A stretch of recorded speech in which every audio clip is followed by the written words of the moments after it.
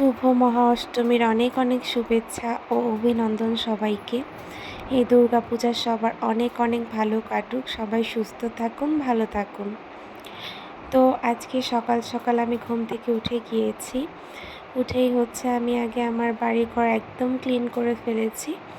দেন আমিও শাওয়ারটা নিয়ে ফেলেছি, কারণ আমরা এখন রেডি হয়ে মন্দিরের উদ্দেশ্যে বের হব।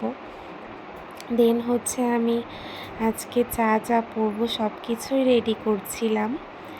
ছোটোবেলা থেকেই দেখেছি যে এই পুজোর সময় মা নিজের সব থেকে প্রিয় শাখা পলাগুলো বের করে পরে, আর বিয়ের পর আমিও এখন তাই করি।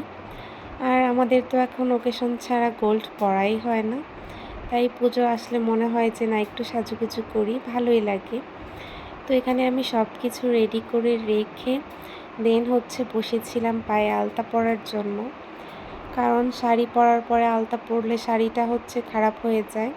তাই আমি আগেই আলতা পরে নিচ্ছিলাম। আলতা পরতে আমার ভীষণ ভীষণ ভালো লাগে। আমি যে কোনো প্রোগ্রামে আলতা পরি, কেন জানি না আমার কাছে এটা খুবই ভালো লাগে। তো আলতা পরা শেষ করে আমি একদম ছটফট করে রেডি হয়ে যাই। আর এই তো এটা ছিল আজকে আমার অষ্টমীর সকালের লুক। এখন আমি আর আমার শাশুড়ি মা মিলে চলে যাব মন্দিরে অঞ্জলি দেওয়ার জন্য। তো তারপর আমরা একদম মন্দিরে চলে আসি। আর মন্দিরটা কিন্তু আমাদের বাড়ি থেকে বেশ খানিকটা দূরে।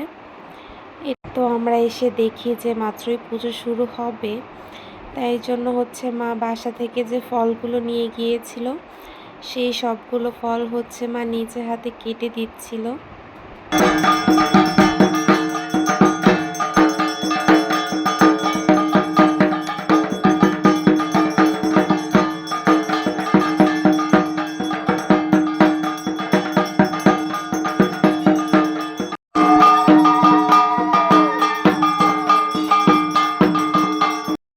পুজো শেষে আমরা সবাই প্রদীপের তাপ নিচ্ছিলাম। আর এই আমাদের মন্দিরের অবস্থা, এত মানুষ ছিল। দেন বহু কষ্টে আমি আমার অঞ্জলি দেওয়াটা কমপ্লিট করি। এর মাঝখানে আমি খুবই অসুস্থ হয়ে গিয়েছিলাম।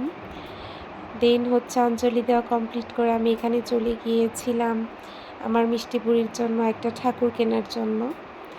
তো সেটা কেনাকাটি করার পর আরও বেশ কিছু কেনাকাটি করার পর আমরা আবারও প্যান্ডেল হোপিংয়ে বের হয়ে গিয়েছিলাম।